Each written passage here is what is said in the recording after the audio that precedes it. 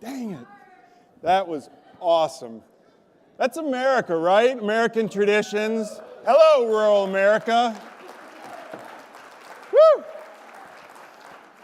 All right. I am refocused. I do that every morning. Whew. All right, if you want to go fast, go alone. If you want to go far, let's do this together. National intermediaries, like we invited today, are a unique and critical role bringing people together, ideas to action. These organizations connect local folks to resources, provide guidance and technical support, amplify the impact of innovative programs, and will shortly be on the stage doing dance steps like you just saw. Think of it like this. National intermediaries are a connective tissue in our much, much larger ecosystem, bringing local organizations through navigation of complex challenges, accelerating best practices, ensuring that promising solutions don't stay isolated, but instead get scaled, introduced to others who are doing this work, shared when they're needed most, like times of today. During this morning's plenary, we're going to hear directly from the leaders of intermediary organizations about how their work strengthens what all of us do. It strengthens the system, it helps foster collaboration, creates opportunities that, frankly, no one of our organizations can do alone. We'll explore what intermediaries currently provide our local partners, but frankly, we need to have a conversation about what we can do better.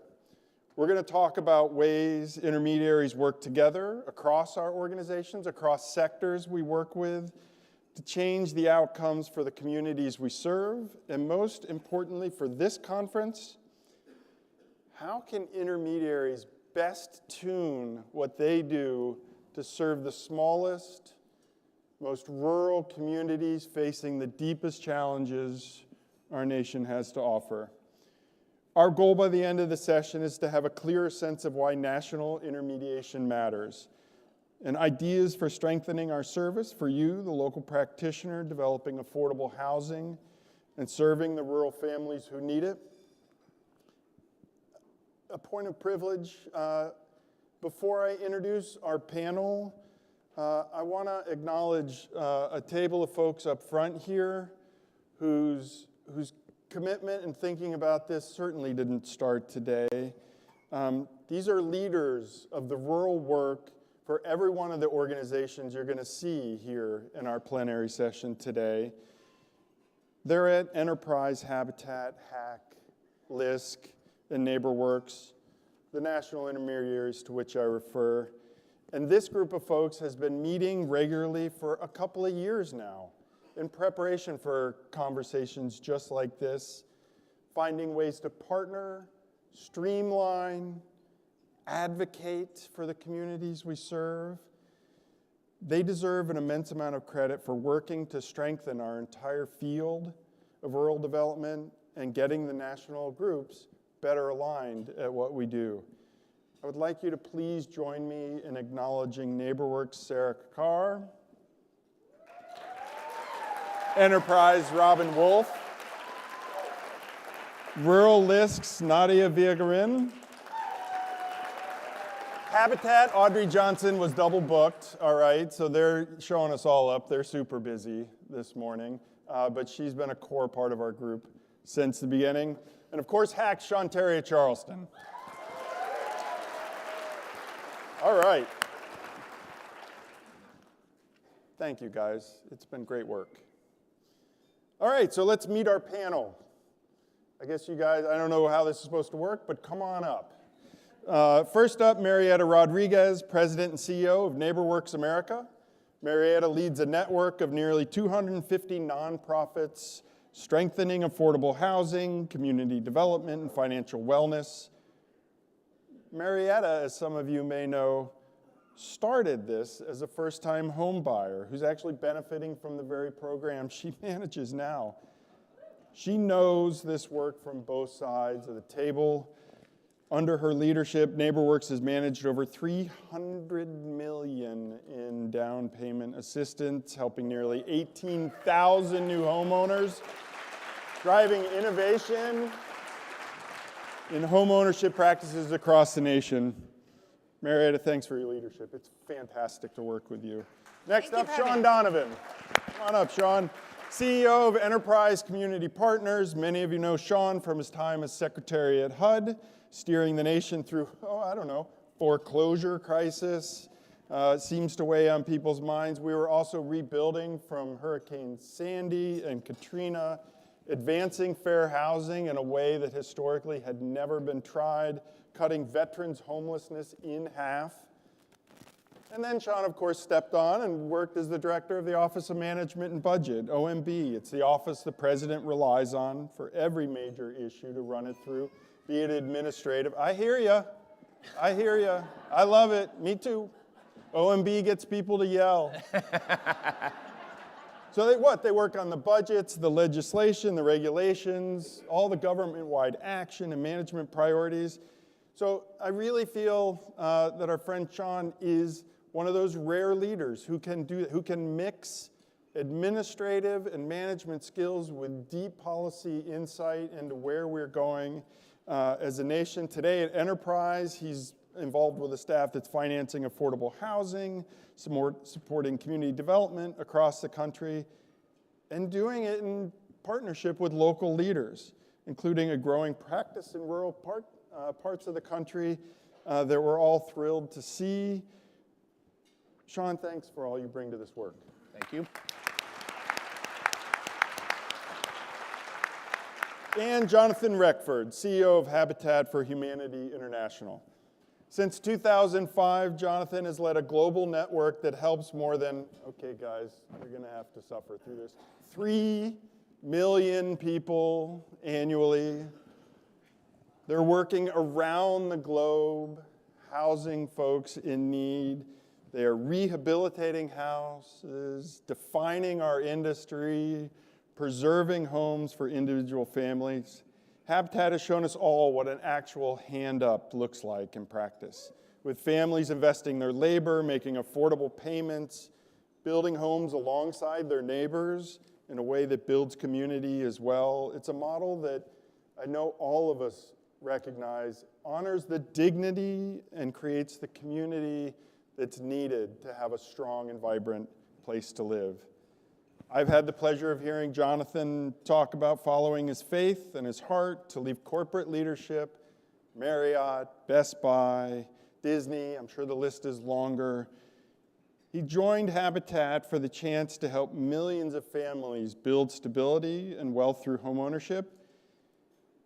Not only thank you for that move, Jonathan, but thanks for all you're doing to make home possible for the communities in which we work. All right, let's get started. Hi, guys. Hi. Hey. Hi. All right, well, It's maybe going to take us a long time to forgive you for putting us after Step Africa. Let me just say, how amazing were they? Unbelievable. Really. I love it. We like to bring the energy here, so let's go around a little bit. I know everybody in the room knows you and is interacting with your organizations, but maybe a 1 or 2 minute refresher couldn't hurt. Marietta? Yeah, thank you for having us here. NeighborWorks is a commercially chartered public nonprofit, and we have the privilege of supporting 250 network organizations in every state of the union, including the District of Columbia and Puerto Rico. And we work in urban, rural, and suburban communities. And they're just, the network organizations are doing incredible work every day under the most difficult conditions. And NeighborWorks, we resource that through grant funding, capacity building, training, and technical assistance. So Enterprise was founded over 40 years ago by Jim Rouse. And if you don't know Jim, he was a legendary builder of communities. He built the first racially and economically integrated new town in America, Columbia, Maryland, which if you haven't visited, get outside the Beltway and go see, it's nearby. But after an incredible career, Time Man of the Year, Jim was incredibly inspired by the community development organizations growing up in our communities around the country. And right here in DC, 3 women who started Jubilee Housing challenged him to step up and support what they were doing on the ground. And since then, over 40 years, we've been providing, as all my partners here are, the money and the knowledge to be able to help you succeed in your communities. And I think, in particular, I will say very personally, as someone who started growing up in New York, inspired to do this work by witnessing the urban crisis in America, we are witnessing a rural crisis in America that we all have to step up on. And I'm very proud that Enterprise has invested over $6 billion in rural America to build more than 100,000 homes, but it is not enough. We are witnessing our housing crisis getting worse in this country, and we all have to do more, and Enterprise is here to be part of that solution. Fantastic. It is, I think most people know of Habitat. Most people know Habitat for things that turn out not to be true, that President Carter did not start and run it, so that generally accrues to our benefit, and that we don't actually give away houses, which probably all of you know. And I recognize I am not just preaching to the choir, but preaching to the preachers. But we've got a number of affiliates in the room. We do our work through almost 1,000 local Habitat affiliates here in the US, and then in more than 60 countries. And I think the giant shift for Habitat started, one, though it was a principle, we weren't acting on it, recognizing building was never going to be enough. We couldn't build our way out of the challenge, so moving into policy and advocacy work. And second, changing our framing question from how many houses can we build, which was a good question, to what would it take to meaningfully address the housing need in all the geographies we serve, which is a much more audacious question, really forcing us into markets and systems. And I think we are still on that curve, but that allowed us to move from helping thousands of families to millions of families globally. And I would say in many ways our most innovative work started in the global south, where the markets didn't serve families at all. And I would argue now our markets are not actually successfully able to serve a huge portion of the US population. And so there's a greater urgency than ever. But we have set a big goal of helping 50 million people in the next 3 years globally for our 50th anniversary, which will be next year. Thanks, guys. So I know in our prep call, one of the things that I thought was the most striking, and really where I'd like to begin, is we're all used to talking about our own organizations, but people were bringing up stuff about how the other organizations we were gathering with this morning have fundamentally changed the field, and I'd like to return to a little bit of that as we get going, so to any of you. And I could, how about I start? Okay. A model behavior, having 2 teenagers at home. This is like a, anyway. So NeighborWorks has taught our industry a lot. They've taught us that organizations participating in a network are going to do far more than they can alone. Local leaders having consistent access to resources is fundamental in a place where the ability to compete and move the ball is often harder. It's harder to stay focused with your eyes on the prize. And NeighborWorks' consistency and ability to draw folks together, I've marveled at for years. I just love seeing it. Thank you. I think I'll go next. I think the Housing Assistance Council has really taken on supporting organizations of all sizes, from one-person teams to large developers in trying to touch every rural ecosystem.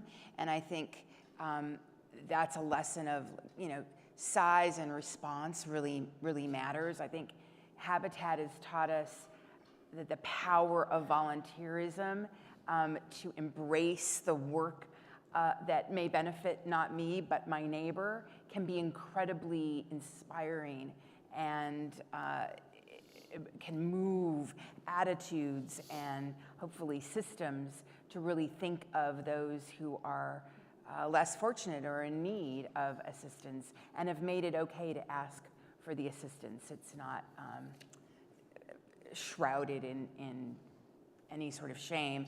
And I think, when I think about enterprise, most recently I think about your diligent and passionate work both on the preservation of affordable housing, particularly 515, but also in the creation of. You know, it struck me, Jonathan, when you said we can't build our way out of this crisis, and I think about maintaining the preservation is as important, and I think enterprise has really stepped into that space. Yeah. Some of you may know David and I have had the chance to work with each other for a long time, and I have been so amazed and really moved by the way that David has led this organization. And I think at a moment when, as I said just a few minutes ago, the rural crisis is really emerging to the top of the agenda in this country, seeing David's leadership and all of your leadership on this has been incredibly inspiring. And I think the crisis is big enough writ large in this country that it's going to take a village to build this village. And as an organization that works in every state, in every kind of community, having a partner that really understands like nobody else what is happening on the ground in rural communities, that while we share things across every community, there are unique challenges and strengths and assets in rural America. I think HAC brings that in the way that no other organization here in DC does. I would also say to Marietta, as someone who really was inspired, as Jim Rouse was, by the community development movement, we need the funding, we need the tools, we need everything at this moment. But we're facing the most profound challenges I've seen to the fundamental community development movement that has changed housing in this country, that's rebuilt communities, that has been dramatically successful. I travel around the world, and our community development movement in this country is the envy of the world. And yet, we are at risk of losing that community in a way that I haven't seen given all our challenges, and I think nobody leads the way you do and the way NeighborWorks does to really laser focus on the partners that make this work. So, and I completely agree with you, Marietta. Habitat has been an incredible motivator to activate and engage people on the ground. I will say my own sons developed their moral conscience building houses for Habitat every summer growing up, and so I've seen that very, very directly. But the other thing I would say, and Jonathan and I have had the chance to work together over a very long period. What is amazing to me is the way Habitat is a learning organization. You described what you learned in the Global South. What I experienced working very closely with Jonathan in the mortgage crisis is, if you're an organization that's very good at building homes, but the crisis is one of preservation, of foreclosure, of a contagion of homes being abandoned in our communities, it was amazing to see this very large, very powerful nonprofit organization pivot to really the preservation. And as we think about the challenges in rural America, we need to build more housing.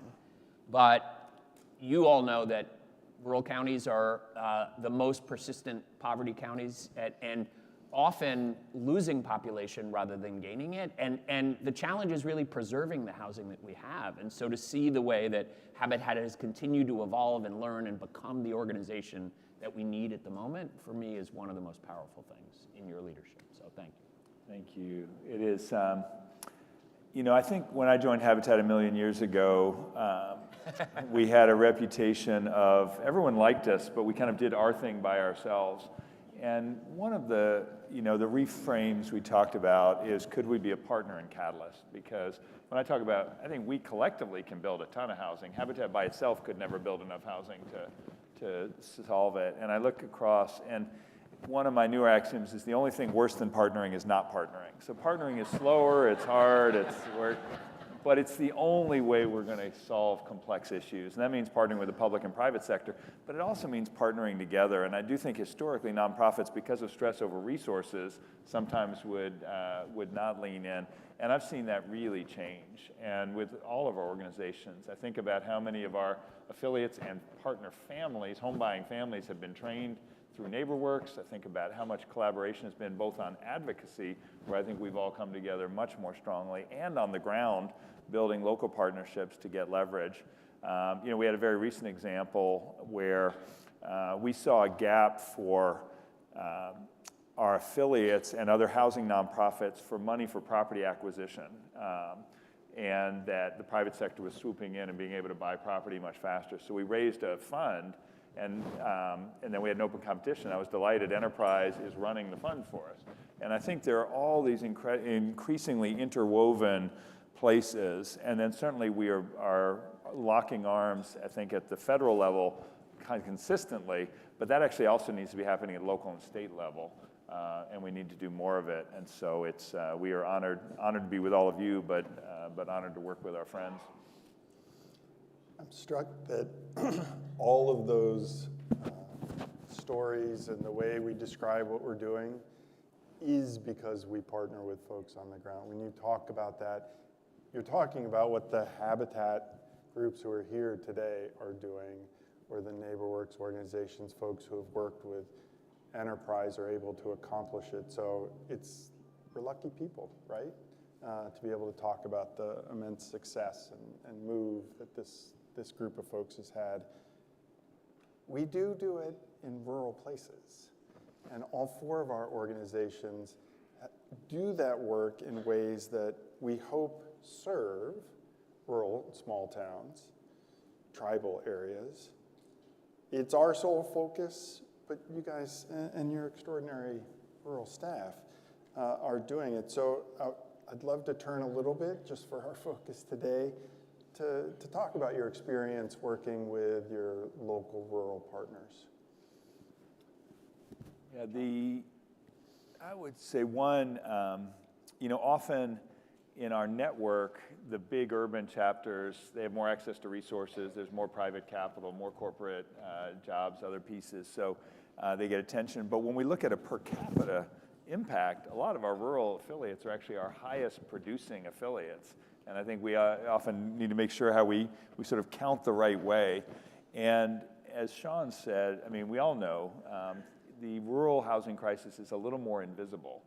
And yet I think now all of housing is on the agenda. And I've talked to so many smaller market mayors, county executives, and even governors who are recognizing they can't grow the economy if there's not housing for the people they want to recruit in. Mayors are panicked about how do they keep young families or recruit families if they don't have housing in their markets. And so it's become both a moral, I think, and economic imperative.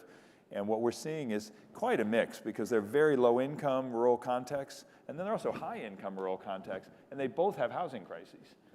Because in the high income, the resort areas, the others, the problem is there's very little available land and it's staggeringly expensive. So we've got incredible variation, but the same challenges. And I think fundamentally, our traditional model assumed with a relatively small subsidy a family could, and training and not having to have a cash down payment, could afford to buy a home. That gap has just exploded in the last 5 years, and I know all of you are living in that. So how do we get very creative about how we make the math work when what family can afford is now only a fraction of what it costs to create that unit of housing? In the neighborhood, we have 250 organizations in the NeighborWorks network. 174 of them work in rural markets, and I think as we resource them, what we've seen is our rural serving organizations are incredibly embedded in the community so that they can respond to various needs. I think about coastal enterprises in Maine who lend to agriculture and and fisheries, and just constantly thinking about needs. I was in South Dakota a couple months ago, and we visited a bunch of their customers, and it was a coffee shop, and it was an Ace Hardware store, and it was a go-kart rental, it was just, and they were all very well, the organization was well known, they were regarded as almost family members. So the ability to be incredibly responsive and present in the community, I think, shows the ability to flex and be innovative in a way that we don't necessarily always see in, for example, strong CRA or large urban markets. We see innovation take a very grassroots and responsive way that I think is incredible. And I think you're right, Jonathan, the investment that's made in rural markets per capita, it's felt much more deeply in that community. Having a daycare center that's well-funded, and there's one within a 50-mile radius of a community, that's an incredibly important community asset. And so I think we need to think about how we shore up and make sure that the right kind of flexible capital continues to flow to these incredibly important economic engines in rural America. Yeah. Maybe to just connect that to the role of intermediaries, I had the incredible privilege to be with our amazing Robin Wolf, who leads our rural team, just 2 weeks ago in Navajo, New Mexico, within the Navajo reservation. Yeah. And went to visit a community development corporation there that literally 5 years ago was on the brink of falling apart. And starting with a Section 4 grant of just about $50,000, literally began to turn around the future of that CDC. And there we were in Navajo, early morning, eating corn mush together that had been made by hand from corn grown right next door with a sumac sauce from sumac berries picked up on the high plateau in a secret spot in Utah, in a hogan, which I learned is 9-sided to represent the 9 months of pregnancy of the women who lead those communities. And it was just unbelievably inspiring to see the leadership that they were providing in this very small but very powerful community. And what our role, what we were doing, is bringing Navajo together with tribes from across the Four Corners region for a resilience academy. They knew that climate was changing their communities, their lives, putting them at risk in new ways. They literally had just had a rainstorm unlike they'd any experienced in decades. And we were bringing together tribes to learn from their collective wisdom, to learn from the wisdom of other places that had experienced these kind of climate disasters. I like to say, if you're experiencing a 1 in 100-year event, by definition, there's no one alive in your community who has been through that, and so you have to learn from others. And we were helping them from things like, what do you do with your roofs, right? How do you bring fortified roofs in it? What do you do to build drainage and resiliency using natural systems? All of those things are possible when you build on and most importantly, we were creating the ability for a community to be built across, because we all know that in rural communities, often there aren't the resources to travel. There aren't the same scale of projects that produce the ability to have working capital and other things that allow organizations to reach out beyond their borders. So that, for me, is a very powerful example of the ways in which groups on the ground in rural communities are leading, but also the special needs that we have as a intermediary to be able to supply and build those connections. Yeah, for me, in a nation that doesn't really have housing policy, a set, clear, identifiable approach, we've lost track of geography. We've lost track of the way that our public programs and legislative decisions have an impact that varies greatly. You know, our staff always says, if you've been to one rural community, you've been to one rural community.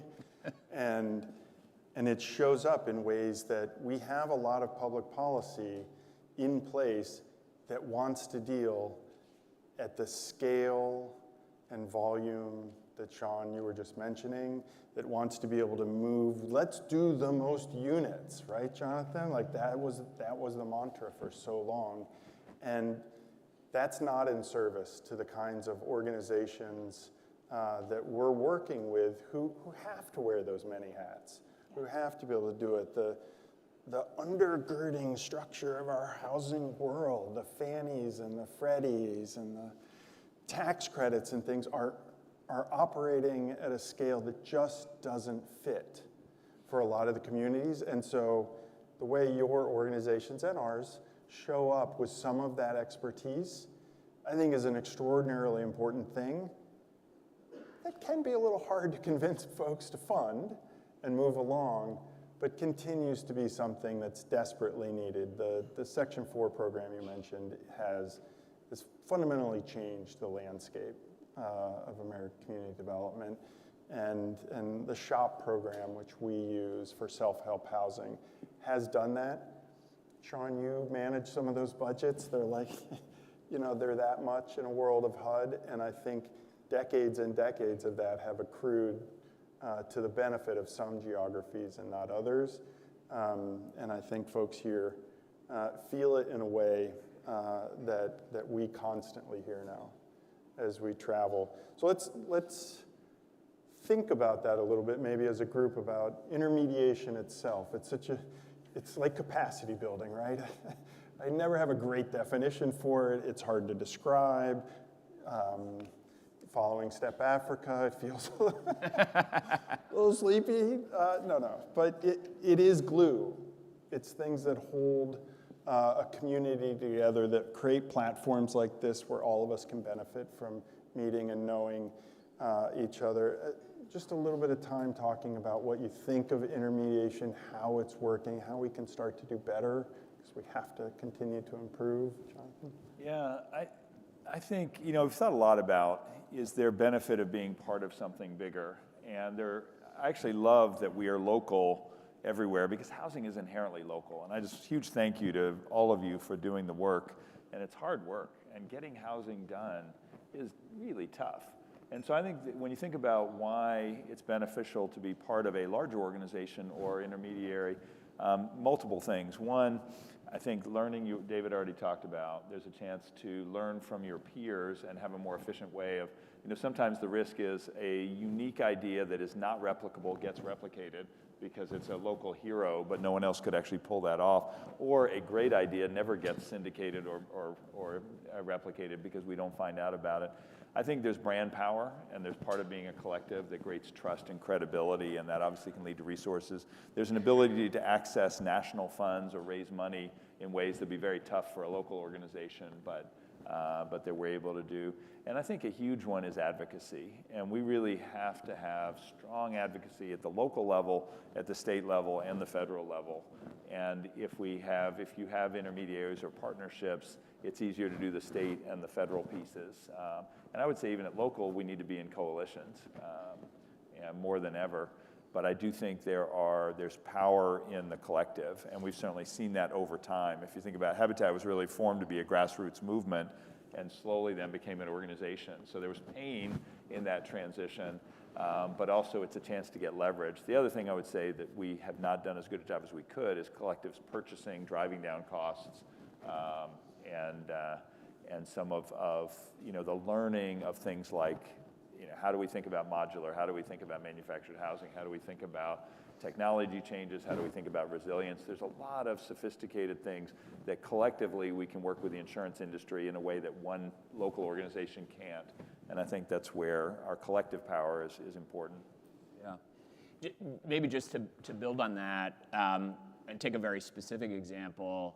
A few weeks before I was in Arizona and New Mexico, I got to be at Delta Fest with the amazing Bill Bynum and Hope Enterprise. And you talk about celebrating the potential and the power of rural communities. It was amazing, from the music to the food to everything. And what we saw there, a couple examples. Hope is working across the entire state of Mississippi to help folks who have been long-term renters in low-income housing tax credit properties buy their homes.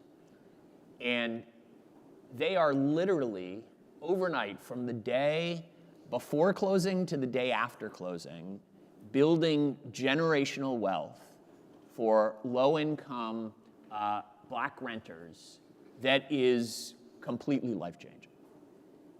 And we were able, through our Housing Affordability Breakthrough Challenge, to award them $2 million to build the program. But it is not just bringing those national resources. It's also that, guess what? There are lots of states around the country where they have a preference and even a requirement for building home ownership at the expiration of tax credit units, right?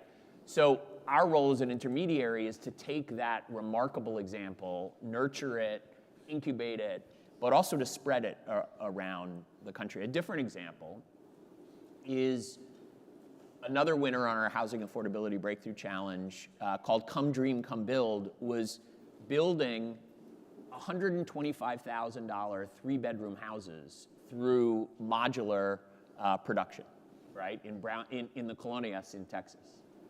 And not only did we award them the grant, we're also working with partners now in Pine Bluff, Arkansas, in the Delta, to replicate that model. But what we're seeing, to your point about advocacy, is guess what?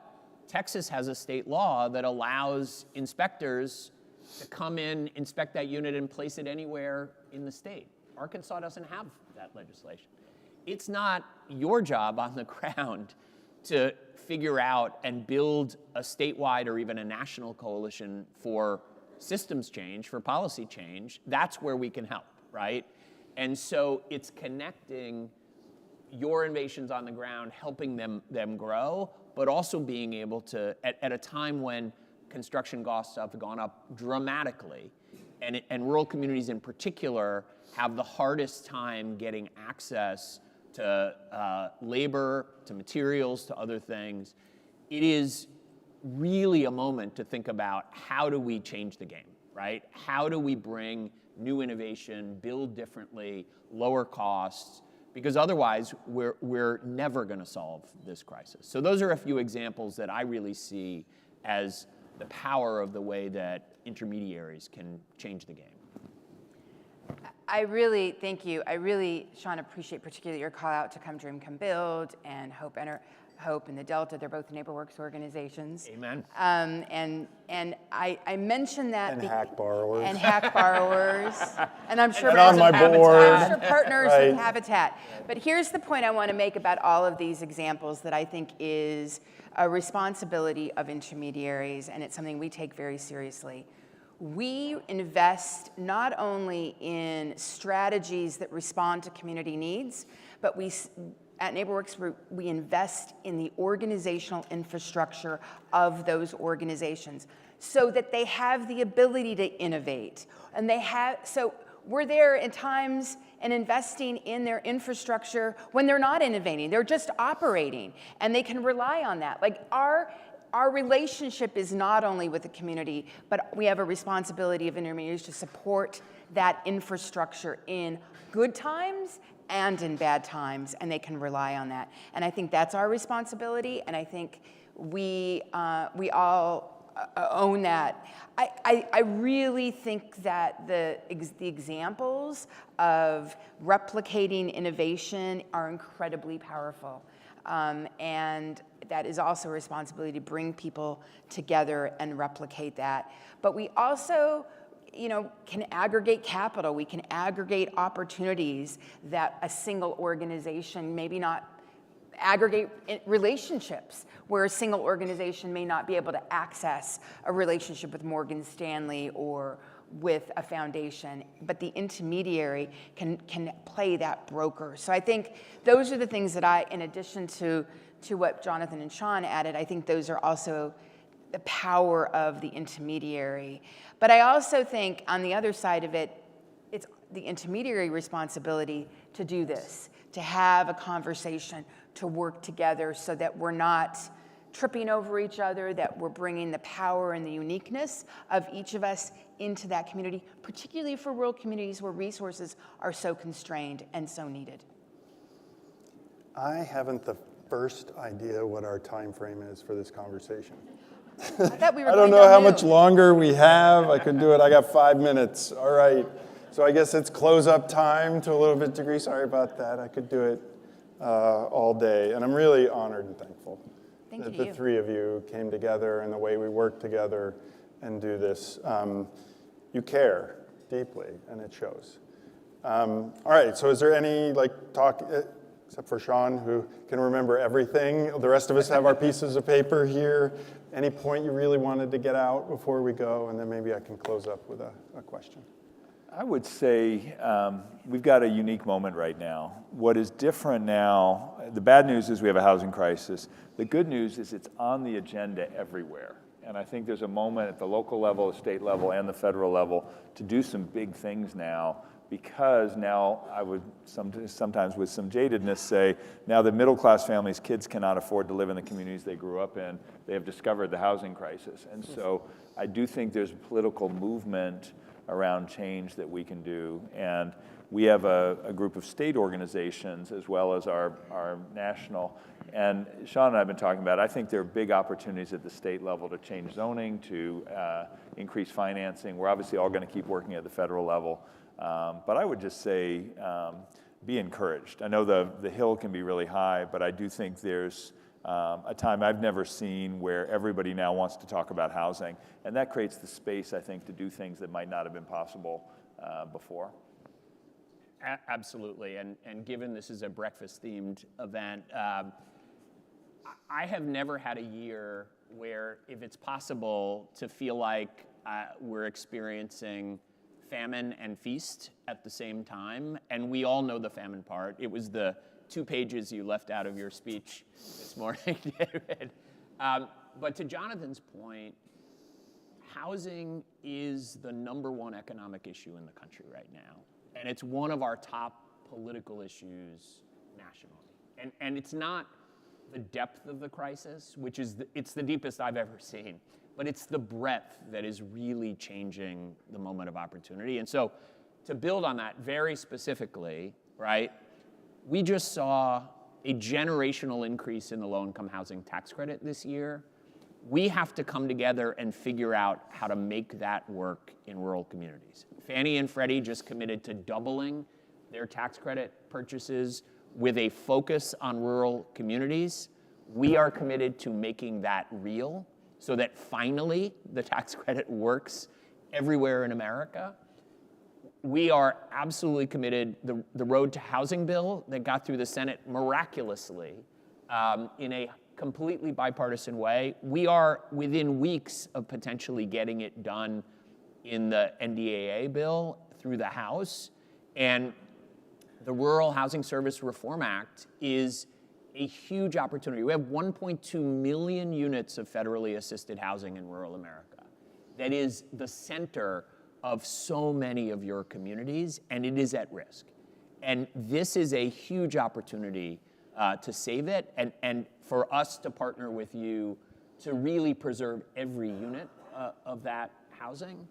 And we have opportunities going forward that I really think if you sit and talk with Tim Scott and Elizabeth Warren and many, many leaders, they are thinking about rural housing and is at the top of the agenda in the way that I haven't seen. So we cannot miss this moment together. We are here in DC. I agree on state and local, that is absolutely true, but we do have opportunities at the federal level and we can't miss them.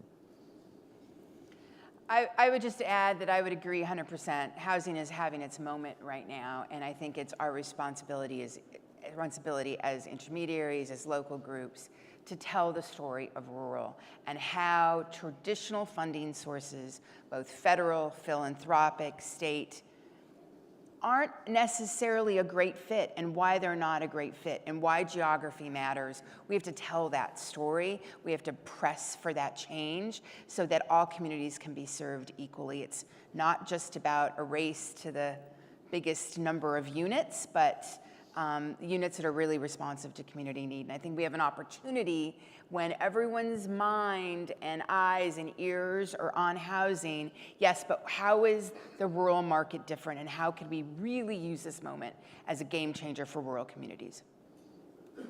Can't improve on any of that.